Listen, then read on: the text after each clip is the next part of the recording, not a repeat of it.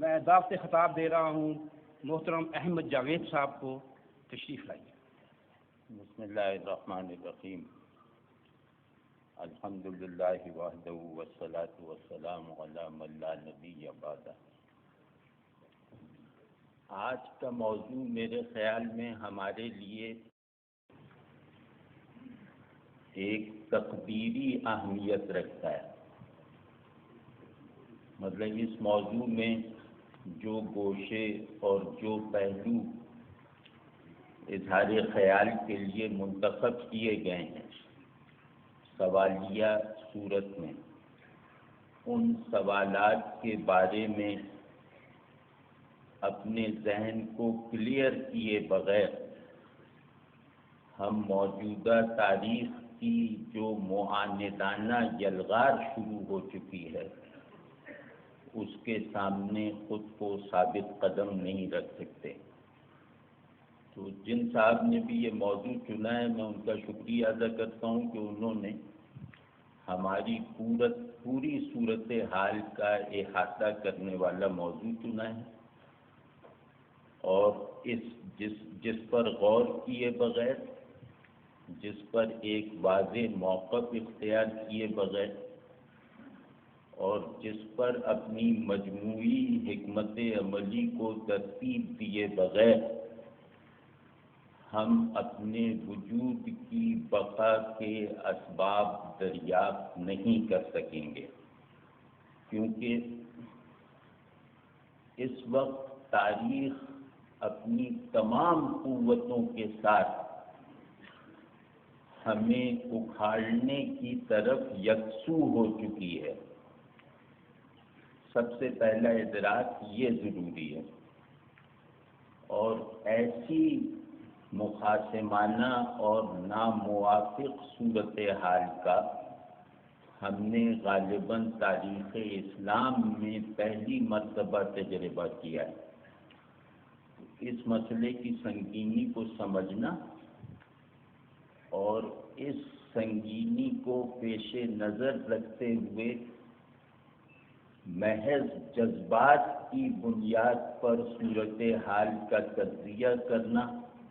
اور اس سے نکلنے کی قوت فراہم کرنا تاریخ کے اس معاندانہ عمل کو تیز کرنے کے سوا کچھ نہیں کرے گی۔ میرے خیال میں اس موضوع کا جو پہلا حصہ ہے کہ نفاذ شریعت کیوں، نفاذ شریعت کیا،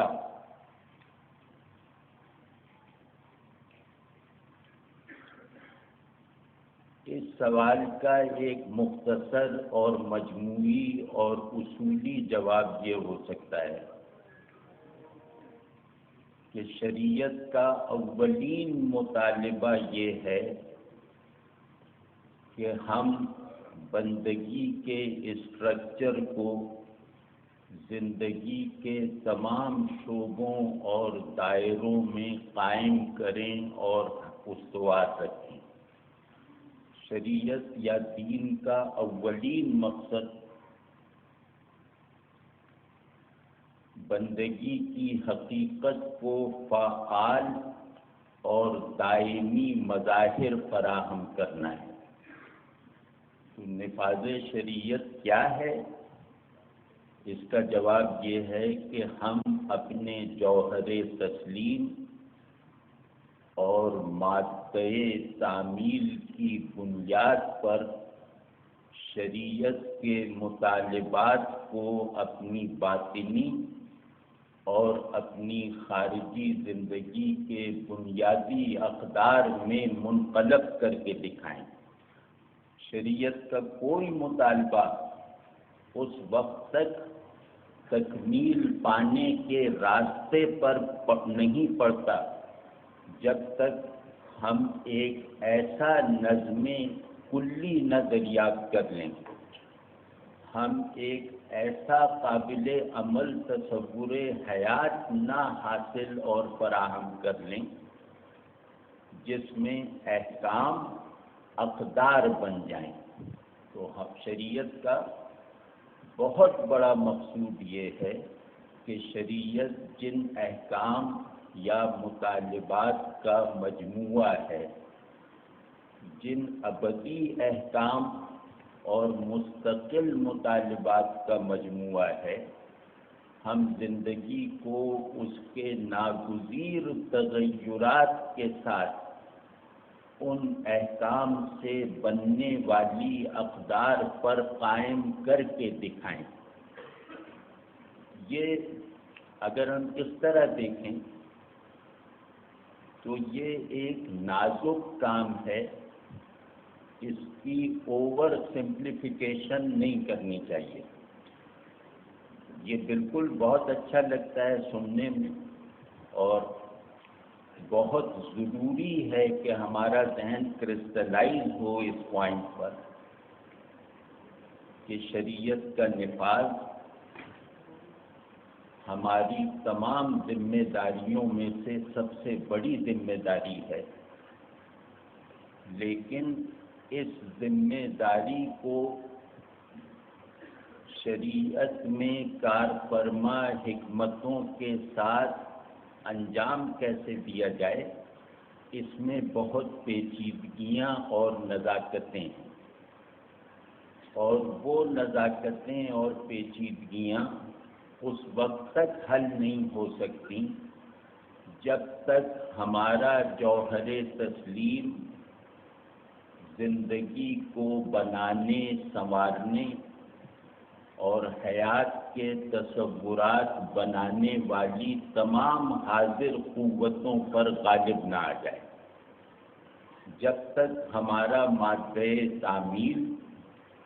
قانون کے اخلاقی مقاصد کو آپریٹ کرنے کے لائق نہ ہو جائے، اس وقت تک ہم اپنی یہ سب سے بڑی ذمہ داری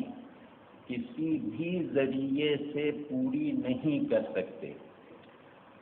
تو اس کے لیے میری رائے میں بہت ضروری ہے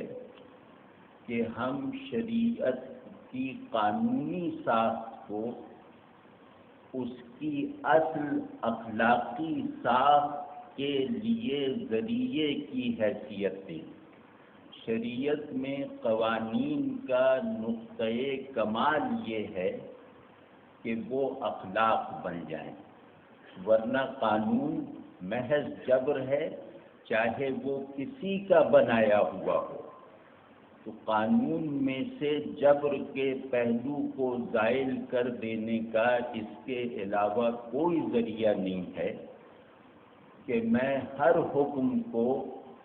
کسی خارجی دباؤ کی حیثیت دینے کے بجائے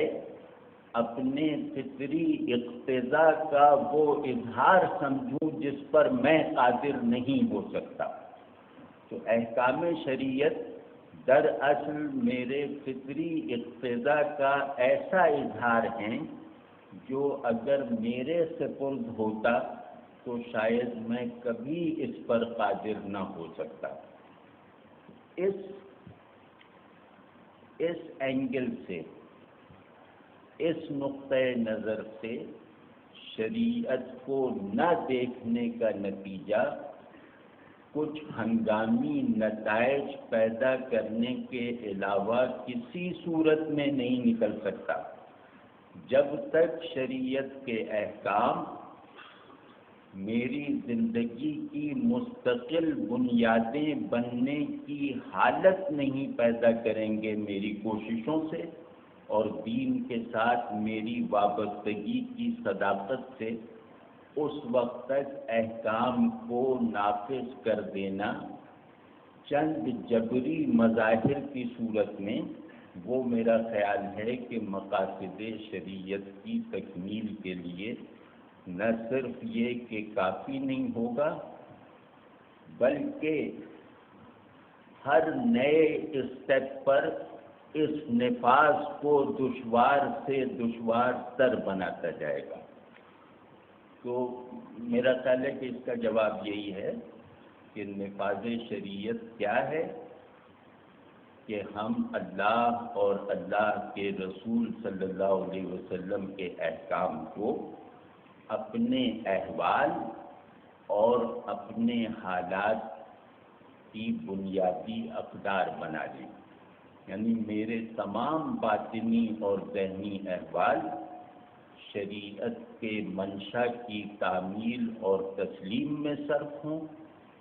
اور میرے تمام خارجی حالات شریعت کے کی قبولیت کا ایک تیار شدہ میدان بن کے رہ جائیں۔ اس کے لیے جو تیاری کرنی چاہیے وہ میں متفق ہوں اس بات سے کہ وہ صرف دعوتی قوت سے نہیں ہو سکتی، لیکن دوسری بات بھی صحیح ہے کہ وہ صرف تحریکی جذبے سے بھی نہیں ہو سکتی۔ اس میں یہ کہ تحریکیں ناقص اور خام نتائج پر قانع ہو جاتی ہیں، دعوتیں صرف کسی پیغام کے منتقل کر دینے کے عمل پر راضی ہو جاتی ہیں۔ تو یہ دونوں طریقے اگر ایک دوسرے سے منقطع حالت میں نفاذ شریعت یعنی بندگی کے اسٹرکچر کی مکمل تعمیر کا فریضہ لے کر اٹھیں گی تو دونوں ایک دوسرے کی کمک کے بغیر چند عارضی بلکہ ضمنی نتائج تک محدود رہ جائیں گی۔ میرے خیال میں یہ دین اپنے پھیلاؤ اور اپنے قیام کے دو اسالیب رکھتا ہے، ان میں سے کوئی ایک اسلوب بھی اگر منہا ہو جائے تو ہمارا تعلق بالدین نتیجہ خیز نہیں ہو سکتا، ہماری بندگی سے عائد ہونے والی ذمہ داریاں بأحسن الوجوہ پوری نہیں ہو سکتی۔ وہ دو اسالیب ہیں، معاشرہ اور ریاست، یعنی یہ دین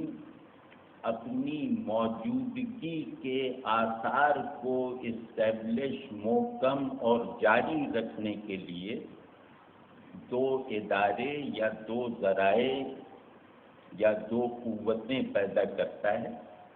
یا یوں کہہ لیں کہ ہماری زندگی کے نظم اجتماعی کو دو حصوں میں بانٹ کر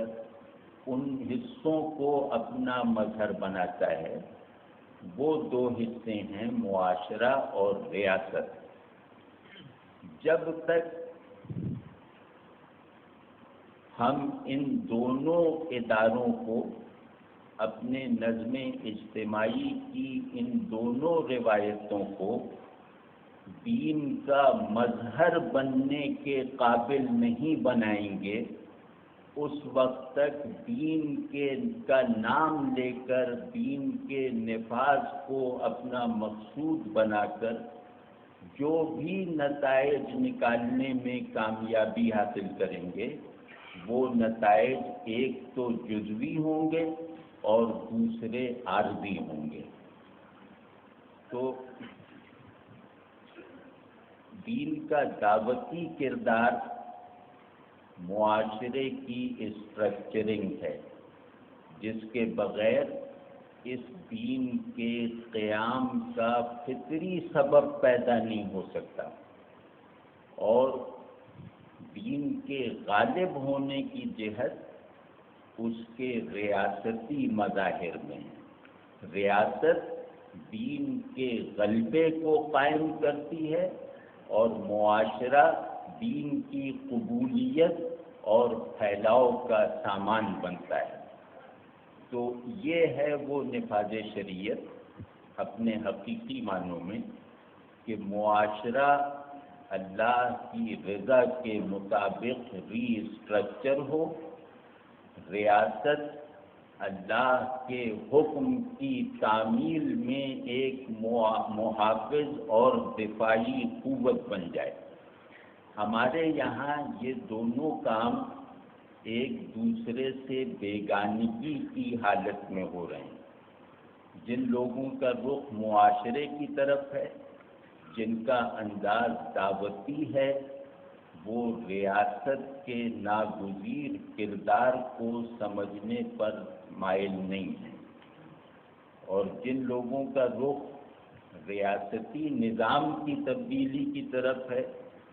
وہ معاشرے کی اہمیت کو بہت قرار واقعی اہمیت دینے پر راضی نہیں ہے۔ تو یہ مطلب خیر یہ بات میں آگے کروں گا کیسے میں، لیکن نفاذ دین یا نفاذ شریعت کیا ہے، وہ یہی ہے کہ ہمارا نظم زندگی اپنے پورے میکینزم میں، اپنی تمام اندرونی اور بیرونی تفصیلات میں دین کے مطالبات کو بنیادی اقدار بنا کر پورا کرے۔ اس کے علاوہ نفاذ شریعت کا کوئی لائق اعتبار مفہوم میری سمجھ میں نہیں آتا۔ اب دوسرا یہ ہے کہ نفاذ شریعت کیوں؟ اس کا بہت مسکت، بہت جامع جواب قبلہ حافظ صاحب نے ابھی ارشاد فرما دیا، اور ان کے جواب کی خصوصیت یہ تھی کہ وہ سوچا ہوا جواب نہیں لگتا تھا، وہ کوئی تھیورائز کیا ہوا جواب نہیں لگتا تھا، بلکہ انہوں نے قرآن اور ہمارے درمیان تمام رکاوٹیں اور پردے گرا کر ہمیں بلا غبار طریقے سے یہ دکھا دیا، بلکہ ایکسپیرینس کروا دیا کہ نفاذ شریعت کیوں۔ حافظ صاحب کی گفتگو کے دائرے ہی میں رہتے ہوئے ایک شارح یا تجزیہ کار کے طور پر میں یہ عرض کروں گا کہ نفاذ شریعت کیوں کا جواب ہے دین، خود دین کیوں۔ اگر میں خود کو اس بات پر قائل اور ثابت قدم کر چکا ہوں کہ میری حقیقت بھی بندگی ہے اور میری غایت بھی بندگی ہے، یعنی میرا اصلی ماضی بھی بندگی ہے اور میرا حقیقی مستقبل بھی بندگی ہے، اور یہ زندگی جو ہے وہ میرے اسپین آف ایگزسٹنس کا بہت چھوٹا سا حصہ ہے۔ لیکن اگر یہ چھوٹا سا حصہ میری حقیقت اور غایت سے غیر متعلق رہ گیا تو میں گویا اپنے ماضی یعنی اپنی حقیقت اور اصل سے بھی منقطع رہوں گا، اور اپنے مستقبل یعنی اپنی غایت اور مقصود اعلیٰ سے بھی بیگانہ اور منقطع رہوں گا۔ تو نفاذ شریعت کیوں کا جواب نہ کوئی ترقی یافتہ زندگی ہے، نہ کسی فلاحی ریاست یا کسی خاص نوع کے معاشرے کا قیام ہے۔ نفاذ شریعت کیوں کا واضح جواب ہے اپنی حقیقت اور غایت کو عمل میں لانا، اپنی بندگی کو اپنی زندگی کا واحد تشخص بنانا، اپنی دنیا کو اپنی بندگی کے اظہار کا واحد ظرف بنانا۔ دنیا میرے لیے کسی اور کام کے لیے نہیں ہے، صرف اس لیے ہے کہ میں اپنی بندگی کو میڈیم بنا کر اللہ کے امر کے غلبے کا ذریعہ بن کے رہوں۔ اس کے علاوہ نہ میری کوئی زندگی ہے، نہ میرا کوئی تصور ہے، نہ میرا کوئی مقصد ہے۔ تو نفاذ شریعت کیوں کا جواب ذرا دوسری اصطلاحوں میں یہ ہے کہ نفاذ شریعت یوں کہ اس کے بغیر ہم ایک ایسے وجودی خلا میں چلے جائیں گے جہاں ہمارے لیے خود کو کوئی معنی دینا محال ہو کر رہ جائے گا۔ یعنی جو اگر ہم اپنی حقیقت اور غایت سے الگ ہو گئے اور اس سے منحرف ہو جائیں تو ہماری معنویت کا پورا نظام باطل ہو کر رہ جائے گا۔ یعنی ہماری معنویت کا پورا نظام ہماری بندگی پر قائم ہے، ہماری بندگی سے مشروط ہے۔ تو نفاذ شریعت کیوں؟ تاکہ میں اپنی بندگی کی حقیقت کو لائق اعتبار مظاہر فراہم کر سکوں اور اپنی بندگی کی حقیقت کو خود اپنے اندر اور اپنے باہر کی دنیا میں فنکشنل کر سکوں۔ اس سے بڑا میرے خیال میں نفاذ شریعت کیوں کا مطلب میرے لیے قابل تسلیم جواب نہیں ہے۔ اس کا جو تیسرا حصہ ہے، جو فکری طور پر تو شاید اتنا وہ نہ ہو، لیکن عملی طور پر اب بہت نزاکت اختیار کر چکا ہے۔ تیسرے سوال کے جواب میں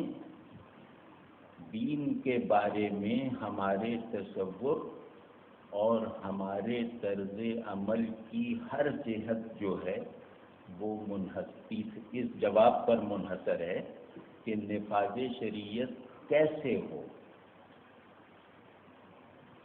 جو متداخل اور مروت صورتیں ہیں، میرے خیال میں نفاذ شریعت کیسے ہو کا جواب دیتے ہوئے سب سے پہلے یہ کہنا چاہیے کہ ہمارے دور میں اس وقت جو پریویلڈ فارم ہے نفاذ شریعت کی، اس کا انکار کیا جائے۔ جو کچھ نفاذ شریعت کے نام سے جن جارحانہ جذبات کی تسکین کی جا رہی ہے، جس سنگ دلی کو فروغ دیا جا رہا ہے اور جس کمتر درجے کے ذہن کو غالب کیا جا رہا ہے، اور زندگی کے بارے میں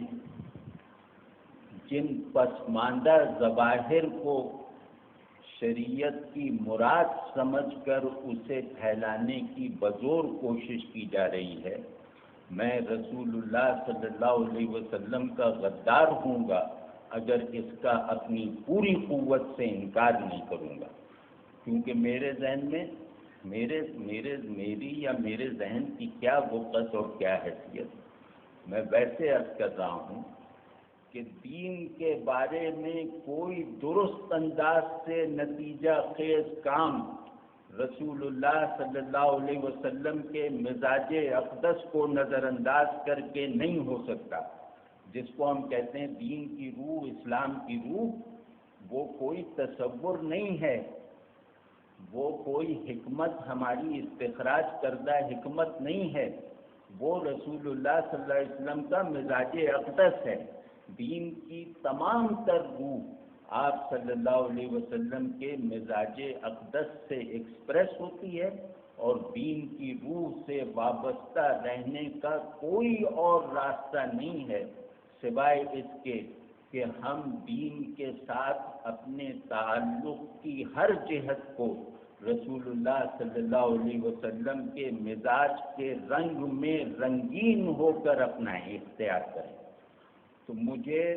سوات وغیرہ میں یا جو ایک ماڈرن ملیٹنسی شروع ہو چکی ہے اسلام کے نام پر ہمارے یہاں، مجھے اس میں سب سے پہلی چیز رسول اللہ صلی اللہ علیہ وسلم کے مزاج مبارکہ کی اہانت اور انکار لگتا ہے۔ یہ پوری تحریکیں اپنی بناوٹ میں،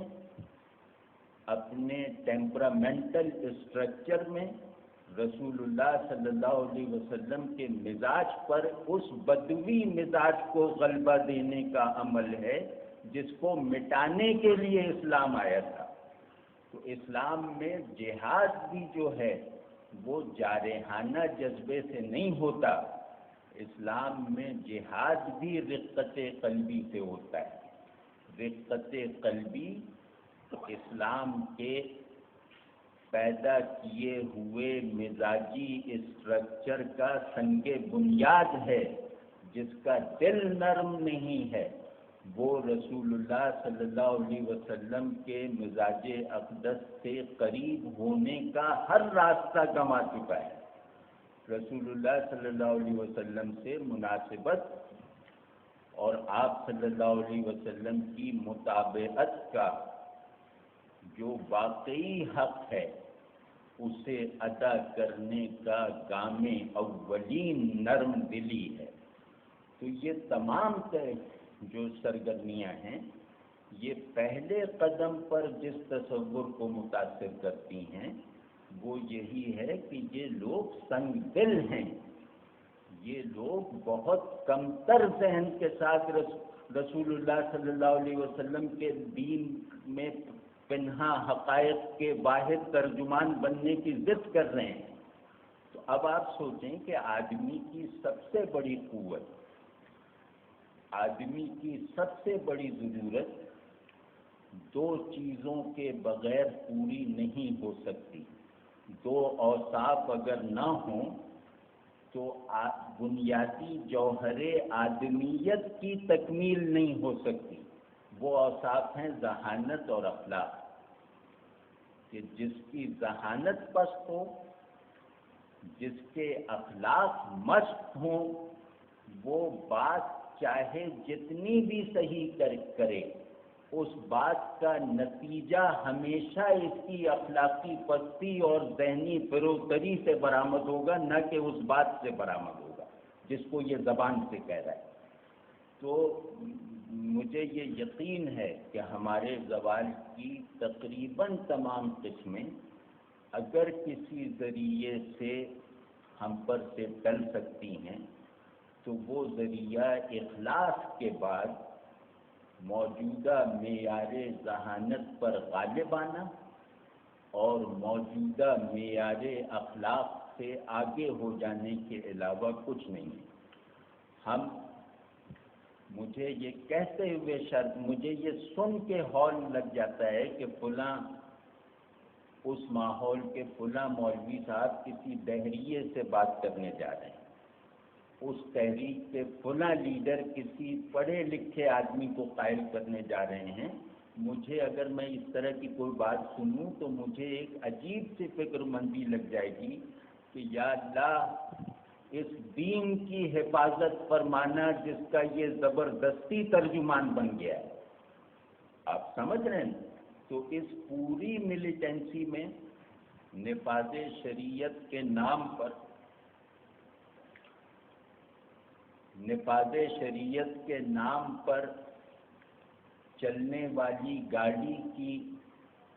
ڈرائیونگ سیٹ پر زبردستی قبضہ کر لینے والے یہ لوگ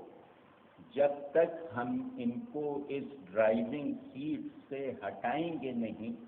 اور دوبارہ ڈاکٹر صاحب کو وہاں نہیں بٹھائیں گے اس وقت تک نفاذ شریعت کیسے کا سوال ایک ناممکن مطالبہ نظر آنا شروع ہو جائے گا۔ ابھی یہاں شاید لوگوں کو اندازہ ہو کہ ان چند واقعات کی وجہ سے اسلام کے پھیلاؤ کا عمل کس درجے متاثر ہو چکا ہے۔ ابھی ہمارے ہاں کوئی ایسا سروے نہیں ہوا ہے جو ہمیں یہ دکھائے کہ ان مہم جوئیوں سے جو لوگ کنارے پر کھڑے ہوئے تھے وہ کتنی تیزی سے ارتداد کی طرف چلے گئے ہیں۔ ابھی ہمیں اس کا اندازہ نہیں ہے، ابھی ہمارے پاس اس کا ڈیٹا نہیں ہے۔ تمام دشمنان اسلام قوت کو اگر سب سے زیادہ قوت کسی ذریعے سے حاصل ہو رہی ہے تو وہی ذریعہ ہے جو اس وقت سوات میں رسول اللہ صلی اللہ علیہ وسلم کا زبردستی وارث بنا بیٹھا ہے۔ تو اس کو بھائی سمجھنا چاہیے، اور میرے خیال میں نفاذ شریعت کیسے کا مطلب ہے کہ تمام دستیاب معروف ذرائع کو استعمال کرنا، ان معروف ذرائع میں بلٹ ان ضرر کو ختم کر کے، جیسے ابھی فرید احمد پراچا صاحب جمہوریت کے لیے جو فرما رہے تھے تو میں یہاں تک تو سمجھتا ہوں کہ جمہوریت تبدیلی کا ایک معروف ذریعہ ثابت ہوئی ہے، لیکن اس کے ساتھ ہی یہ چیز بھی ہمارے مشاہدے میں ہے کہ جہاں جمہوریت نے ایک واحد